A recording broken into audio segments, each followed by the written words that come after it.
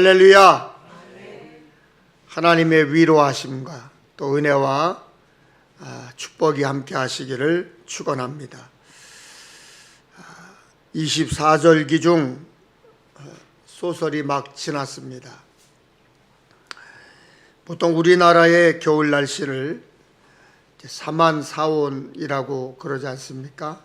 그런데 기상 전문가들이 올해 겨울 날씨를 예측하기를 잘 모르겠다는 거예요. 예년보다 더 추울 것이다.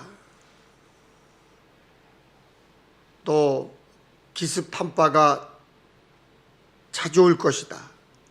이렇게 말하는 전문가가 있는가 하면은 우리나라도 이제는 동남아 국가처럼 따뜻한 기온으로 인해 좀 덜 추울 것이다. 이렇게 말하는 분도 있습니다. 기상폭이 워낙 크니까 예측하기가 어렵다는 거죠. 아무튼 겨울이니 추울 것입니다. 겨울 준비 잘 하셔서 어려움 당하지 않았으면 좋겠습니다. 얼마 전 한 후배 목사님이 시골로 목회지를 옮겼는데 아들 때문에 한 걱정했습니다. 부모 따라 교회 근처에 있는 학교로 전학을 했는데 적응하기가 어렵고 친구가 없다고 학교 가기를 꺼려 한다는 거예요. 듣고 있던 사모님들도 동정을 하면서 당신 자녀들을 걱정합니다. 키가 또래보다 작아서 걱정이에요. 아이가 소심한 성격이어서 걱정입니다. 우리 애는 좀 산만한데 괜찮을까요? 게임을 많이 해요. 둘째가 내성적인데 학교에서 친구 사귀는 것을 어려워해요. 교회에서는 사모이지만 엄마로서 초조한 모습이 선명하게 보였습니다. 아마도 자녀를 둔 부모는 이래도 걱정 저래도 걱정이겠죠. 시간이 지나면 좋아지겠지, 괜찮아지겠지. 그런데 자식 문제는 이상하게도 작은 부분을 더 크게 확대해서 큰 문제로 인식을 하고 걱정에 또 다른 걱정으로 꼬리에 꼬리를 물고 이어갑니다. 나중에는 24시간 365일 레이더를 가동해서 자녀를 향해 촉각을 곤두세우죠. 결국 우리의 삶은 이래저래 걱정의 연속입니다. 제 큰아들 부부가 얼마 전 우울증과 공황장애로 어려움을 겪었다는 고백을 들었습니다. 젊은 목사로 죽는 것보다 사는 게 더 무서웠던 순간이 있었답니다. 진단을 받고 약을 먹으면서 공황장애와 우울증 원인을 밖에서 찾았는데 원망하며 지냈는데 치료가 되지 않더랍니다. 그때 큐티를 만났고 말씀을 읽고 묵상하며 적용했더니 그때 자신의 죄와 허물이 보이고 그렇게 이끄신 하나님의 계획과 섭리가 보이고 자연스럽게 회개와 감사가 터지더랍니다. 그래서 지금은 공황장애를 잘 이겨내고 있다는 간증이었습니다. 감사라는 관점에서 볼 때 세상에는 세 가지 종류의 사람이 있습니다. 첫째는 있음에도 불구하고 감사할 줄 모르는 사람이에요. 늘 원망하고 언제나 불평하는 사람입니다. 둘째는 있을 때만 감사하는 사람입니다. 원하는 것이 채워지면 감사가 이루어집니다. 당연한 듯 보이지만 그러나 굉장히 위험하죠. 조건이 사라지면 감사하지 않을 수 있다는 거죠. 셋째는 비록 없을지라도 감사하는 사람입니다. 온전하고 성숙한 감사라고 할 수 있습니다. 하박국 3장 17절 18절 말씀에 이런 감사가 있습니다. 비록 무화과 나무가 무성하지 못하며 포도나무에 열매가 없으며 감람나무에 소출이 없으며 밭에 먹을 것이 없으며 우리의 양이 없으며 소양간에 외양간에 소가 없을지라도 나는 여호와로 말미암아 즐거워하며 나의 구원의 하나님으로 말미암아 기뻐하리로다. 비록 없을지라도 무엇과도 바꿀 수 없는 것 때문에 어떤 상황에서도 감사할 수 있는 사람이 진짜 그리스도인입니다. 그것이 바른 신앙생활이고 바른 믿음입니다. 조엘 오스틴 목사님의 행복의 심이란 책에 행복은 선택이다 라고 말하고 있습니다. 행복은 행복하기로 선택하고 결정할 때 행복하다는 거예요. 마찬가지로 감사란 감사하기로 선택하고 작정하는 것이 아닐까요? 어거스틴이 이런 말을 남겼습니다. 우리가 올바르게 생각할 때에 우리는 하나님 안에 있다. 그리고 우리가 올바르게 살 때 하나님은 우리 안에 계신다. 우리가 하나님 안에 있다는 증거가 무엇입니까? 감사입니다. 세브란스 병원에 감사 기도문이 걸려 있습니다. 작가는 누가 썼는지 모릅니다. 제가 한번 여러분들에게 그 기도문을 읽어 드리려고 합니다. 하나님 감사합니다. 하나님 때때로 병들게 하심을 감사합니다. 인간의 약함을 깨닫게 해주시기 때문입니다. 고독하고 외로운 것 감사합니다. 그것은 하나님과 가까워지는 기회가 되기 때문입니다. 일이 계획대로 안 되도록 틀어주신 것도 감사합니다. 그래서 저의 교만이 깨지기 때문입니다. 돈이 떨어지고 사고 싶은 것도 마음대로 못 사게 하신 것도 감사합니다. 눈물 젖은 빵을 먹는 심정을 이해할 수 있게 되었기 때문입니다. 자식들이 기대만큼 공부를 안 하고 아내가 미워지고 어머니와 형제들이 짐스러워질 때도 감사합니다. 그래서 그들이 저의 우상이 되지 않게 하기 때문입니다. 때로는 허물을 느끼게 하고 때로는 몸이 늙고 아프게 하심도 감사합니다. 그러므로 인하여 영혼을 사모하는 마음을 가지기 때문입니다. 불의와 부정이 득세하는 세상에 태어난 것도 감사합니다. 하나님의 의를 사모하기 때문입니다. 제가 잘못하고 저를 비방하는 사람들이 있게 하심도 감사합니다. 그럴수록 더욱 겸손해지고 더욱 노력하기 때문입니다. 오늘 밤 잠 못 이루고 뒤척이게 하신 것도 감사합니다. 그래서 병들고 고통받는 이웃들을 위해 기도할 수 있기 때문입니다. 하나님, 그럼에도 불구하고 제게 감사할 수 있는 마음을 주신 것을 더욱 감사합니다. 오늘 우리가 읽은 본문 데살로니가전서 5장 16절, 17절, 18절은 우리가 너무나 잘 알고 좋아하는 말씀이에요. 항상 기뻐하라, 쉬지 말고 기도하라, 범사에 감사하라. 이것이 그리스도 예수 안에서 너희를 향하신 하나님의 뜻이니라.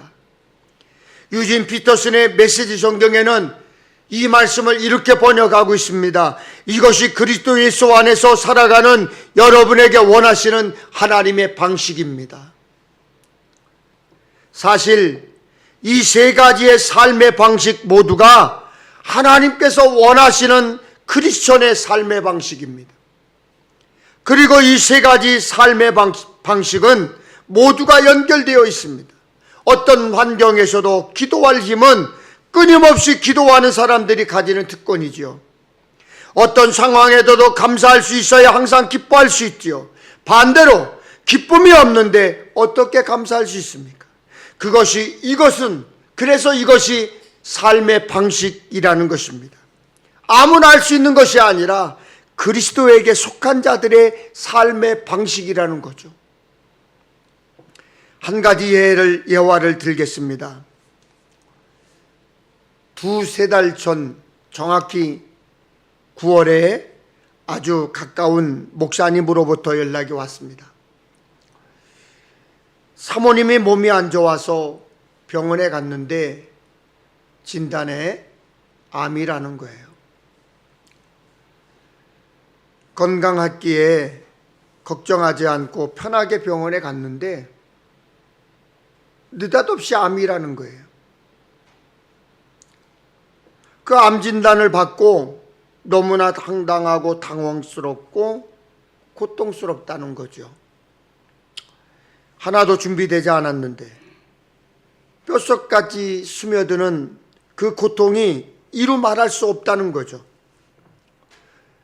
그리고 시간을 보내면서 어렵게 자녀들에게 말했는데 자녀들도 갑자기 하늘이 무너지는 날벼락 같은 이야기에 아이들이 너무나 혼란스럽고 고통스러워하고 있다는 거예요. 그렇게 2주간 너무나 힘든 시간을 보내고 저에게 전화를 해서 중보 기도 요청을 한다면서 전화를 한 거예요. 아마도 모르긴 몰라도 이분들 암흑 같은 시간을 보냈을 거예요. 이분 역시 하필이면 왜 우리일까? 얼마나 울고 원망했을까요? 저는 함께 기도하자 하면서 더 큰 병원으로 좀 몇 군데 더 다녀보라고 권면을 했습니다. 그분들은 진단 결과와 영상을 가지고 서울의 큰 대형 병원에 가서 다시 진단을 요청을 했습니다. 그런데 대학병원 의사, 교수가 그 진단 결과와 영상을 쭉 살펴보더니 누가 암이라고 그래요? 그러더랍니다. 누가 암이라고 그래요? 그러더랍니다. 암처럼 보인 거지 암이 아니라는 거예요.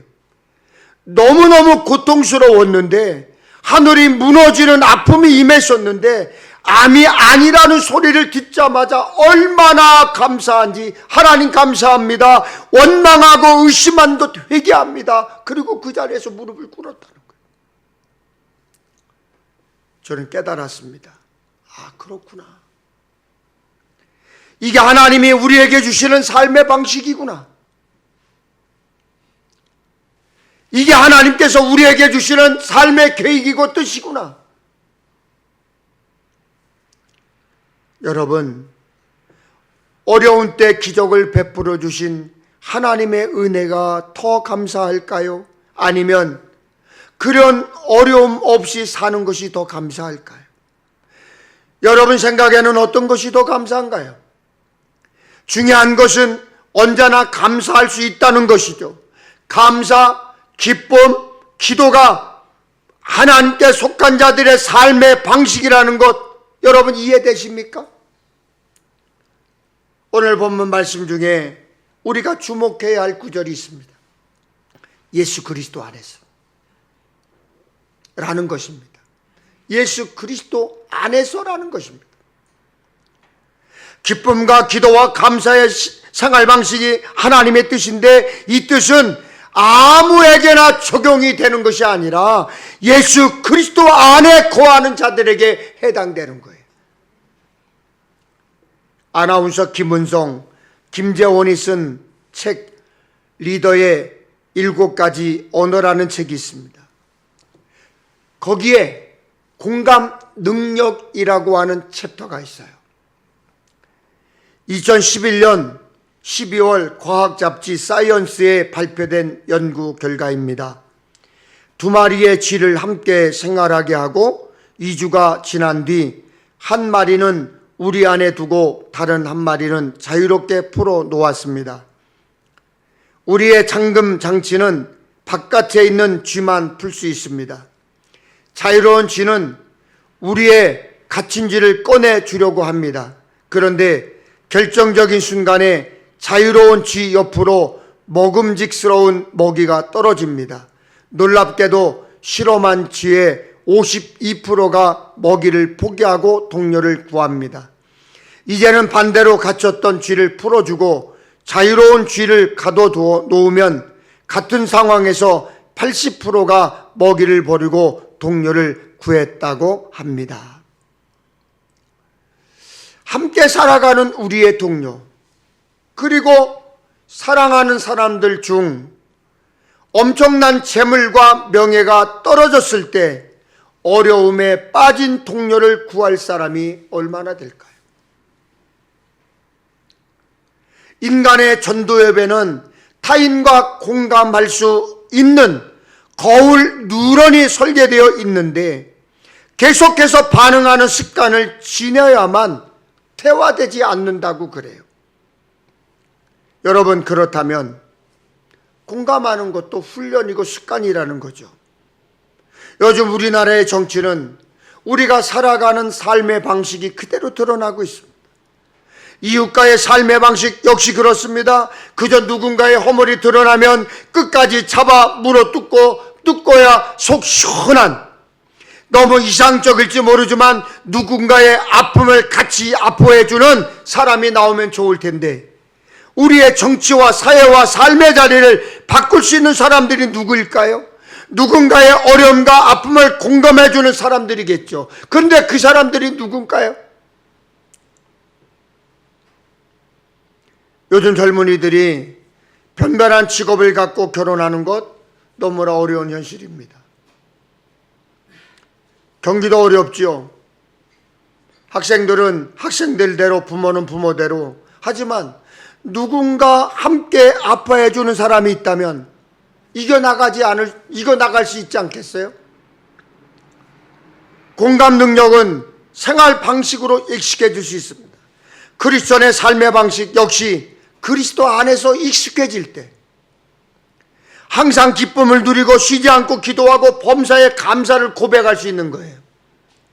유튜브 영상에서 한 평신도의 간증을 보았습니다. 저는 이런 분이 우리 교회의 교인이었으면 참 좋겠다라는 생각이 들었어요. 제가 유튜브를 잘 보지는 않는데 어쩌다가 서핑을 하다가 보게 됐는데 너무나 은혜가 돼서 이분 유튜브 간증을 제가 다 보게 됐는데 그 마음속에 이런 분이 좀 우리 교인 성도였으면 좋겠다. 왜 하나님은 이런 사람을 우리 교회 안 보내주지? 이런 원망도 좀 했습니다. 한번 들어보십시오. 이분은 튀르키예 주재원으로 10년 가까이 나가 있었습니다. 어쩔 수 없이 인터넷으로 한국에 다니던 교회 예배를 드리게 됐는데, 튀르키예는 그렇게 우리나라만큼 인터넷이 발전되지 않아가지고 주일날 예배를 드리려면 보통 7시간을 만져야 된대요. 그래서 7시간을 준비해서 예배를 드릴 수 있다는 거죠. 그런데 그 예배를 드릴 수 있다는 것이 얼마나 좋은지 그렇게 감사가 나오더랍니다. 그러다가 한국에 돌아와서 예배를 드리니까 얼마나 좋은지 한동안 입에서 감사가 끊이지 않더라는 거죠. 그런데 막상 한국에 와 보니 출석하는 교회가 좀 멀은 거예요. 슬슬 핑계를 대고 불평이 나오기 시작하고, 그러다가 어느 날 중국에 있는 친구와 전화를 하는데 그 친구 역시 한국에서 자기가 출석하던 교회에 주일 예배를 인터넷으로 드리고 있는데 친구가 하는 말, 행복한 줄 알고 교회가 얼마나 멀다고 그러더라는 거죠. 그렇죠. 감사와 행복은 거리의 문제가 아닌 것 같습니다. 내가 받은 은혜는 참 많은 간격을 좁혀주는 것 같습니다. 여러분, 감사를 아는 삶이 행복한 것은 삶을 바꾸는 능력이 있기 때문에, 감사를 아는 삶은 주님을 영화롭게 합니다. 좋은 환경과 소유에서 행복을 찾는 것은 은혜가 아닌 교만으로 다가옵니다. 감사는 인간의 약함을 깨닫고 인정하는 것입니다. 누가복음 17장 11절 이하에 예수님께서 10명의 문둥병자를 고치신 이야기가 나옵니다. 당시 예수님은 예루살렘으로 향하여 가고 있었습니다. 갈릴리와 사마리아 지방 사이를 지나실 때 환자들이 나타나 불쌍히 여기소서, 불쌍히 여기소서 외치는 소리를 듣게 됩니다. 그때 예수님은 그들을 고쳐주신 것이 아니라 가서 제사장에게 그들의 몸을 보이라고 합니다. 당시 문둥병자들은 병이 나오면 제사장들에게 가서 확인받아야 합니다. 그래야 온전한 사람들과 함께 신앙생활을 할 수 있었습니다. 그들에게 어떤 믿음이 있었는지는 모르지만 10명이 다 함께 제사장에게로 가다가 몸이 깨끗해졌습니다. 여기까지는 10명 모두가 일어난 동일한 사건이에요. 우리가 흔히 생각하기에는 그 중에 한 명이 예수님을 찾아와 하나님께 영광을 돌리고 감사를 표현합니다. 그래서 9명은 감사할 줄 모르는 철면피 같은 사람이라고. 예수님께서도 9은 어디 있느냐라고 물으셨습니다. 여러분, 우리 가만히 한번 생각해 봅시다. 정말 9명이 감사하지 않았을까요? 저는 그렇지 않았을 것 같습니다. 그들이 삶에 일어난 그 일을 어떻게 감사하지 않을 수 있겠습니까? 단지 감사의 원인을 생각하기보다는 그들에게 일어난 일에 대하여 기쁘고 감사했을 거예요. 그래서 그들은 감사를 주님께 돌리지 못했습니다. 감사한 일을 만났으니 감사를 누리지 못함으로 구원받지 못하게 된 것이죠. 사랑하는 성도 여러분, 그렇다고 제사장에게로 달려간 9사람을 잘못했다고 할 수 있나요? 아닙니다. 예수님이 그렇게 말하지 않으셨습니다. 제사장에게로 가라, 그렇게 말하셨습니다. 그들은 시킨 대로 한 것입니다. 그리고 제사장에게 보이고 난 다음에 선물이라도 사들고 예수님을 찾아올 수도 있었습니다.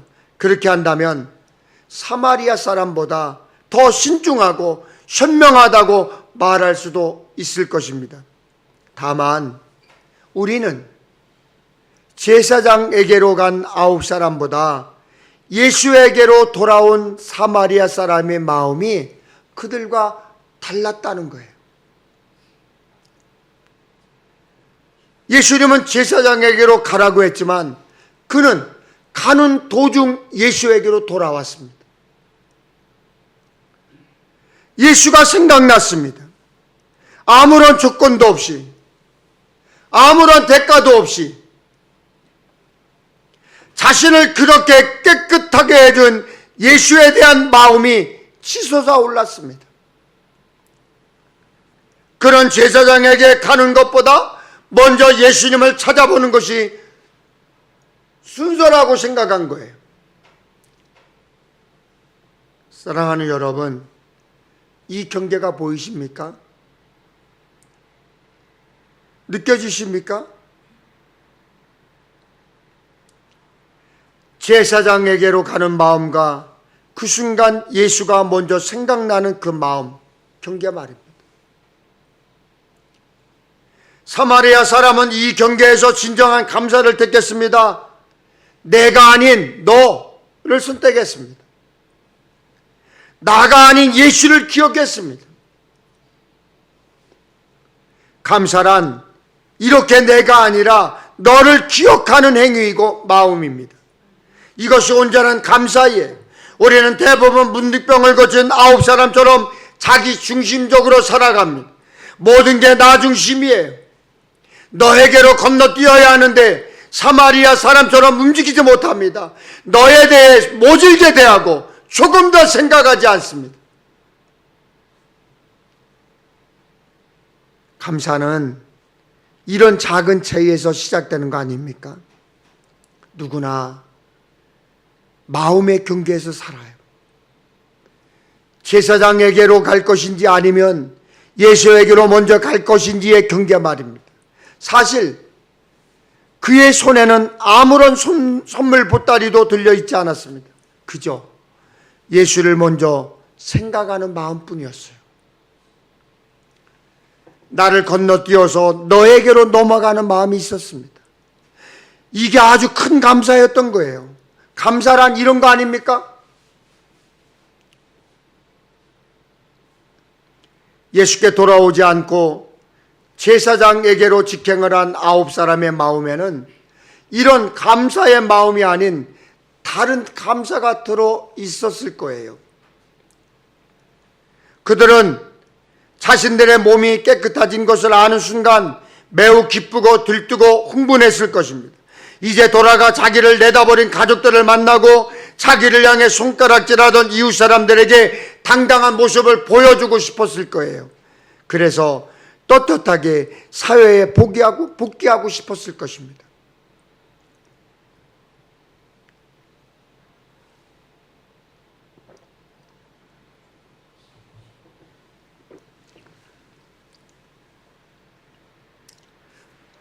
몸의 병이 나은 순간 그들은 그들 자신을 점령한 게 있었어요.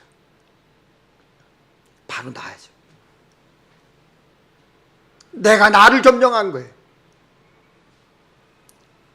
그러나 사마리아 사람은 병이 나은 것을 알게 되었을 때 나는 보이지 않고 그를 고쳐준 예수가 보인 거예요.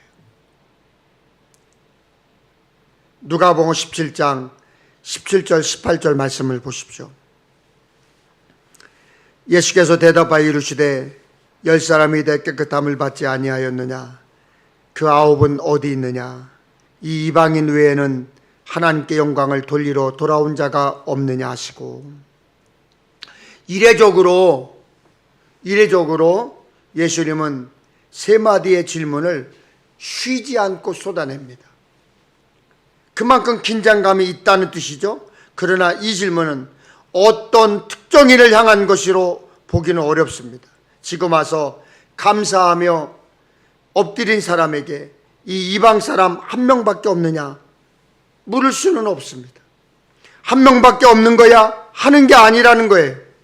이 질문은 제자들에게 확인하듯이 묻는 것도 아닙니다. 이런 질문을 서리법이라고 하는데 대답을 요구하지 않는 질문이에요. 그것은 이 사마리아 사람 혼자 감사하러 돌아온 현실을 극적으로 묘사하고 강조하기 위한 방법이에요. 감사하러 돌아오지 않은 9사람에 대하여 서운하거나 책망하려는 말이 아닙니다. 만약 책망을 하려 했다면 예수님은 세 번째 질문 대신에 나에게 감사를 하러 온 사람은 이 이방 사람 한 명밖에 없느냐라고 말했어야 돼요. 오히려 예수님은 그들을 걱정하고 있었어요.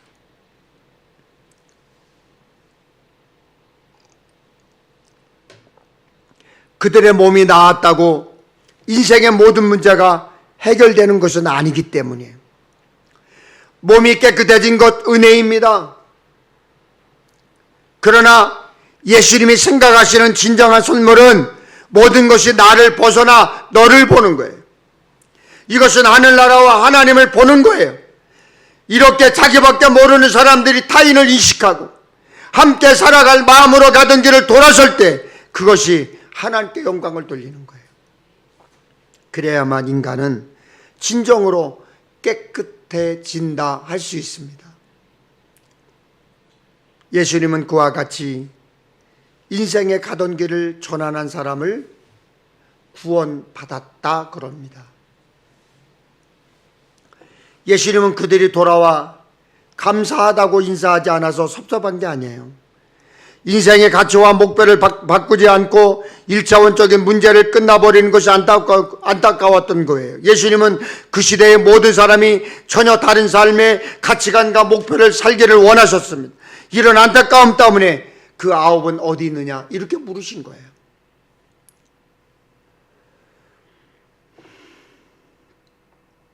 예수님은 돌아와서 감사하는 그 사람에게 이렇게 말하죠. 일어나 가거라. 내 믿음이 너를 구원하였다. 그렇게 선언합니다. 여기서 말하는 구원이란 오늘날 우리가 생각하는 교리적이거나 이상적인 그 무엇이 아닙니다. 사마리아 사람에게 이 말은 아주 또렷하고 분명하게 들렸을 거예요. 이제부터 너의 인생은 이전 인생과 매우 다르다.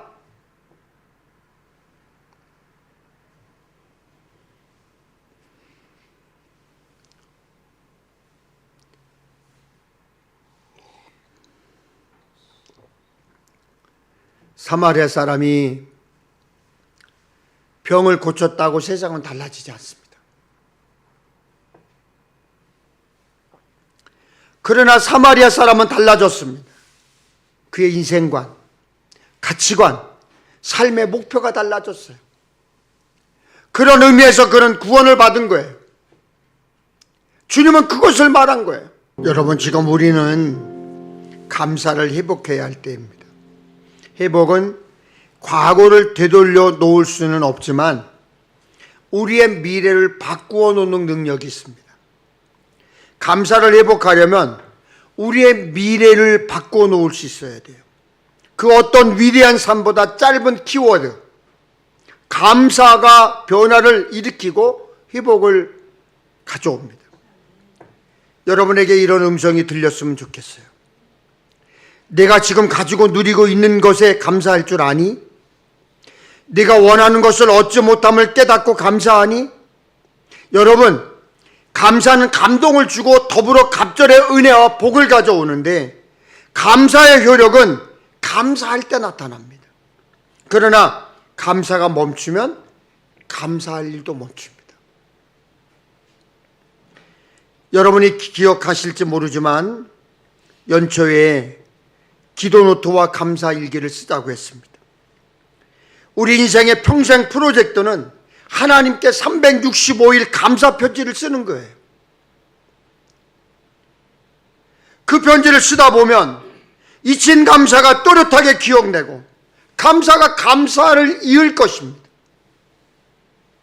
여러분이 까맣게 잊고 있었던 감사가 기억날 때 완전한 보상이 주어질 거예요. 감사가 기적이 됩니다. 감사가 기적을 일으킬 것입니다. 여러분에게 간절히 부탁드리고 싶어요.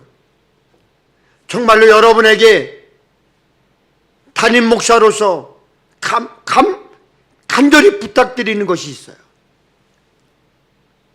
여러분, 하나님께 감사할 내용을 찾으십시오.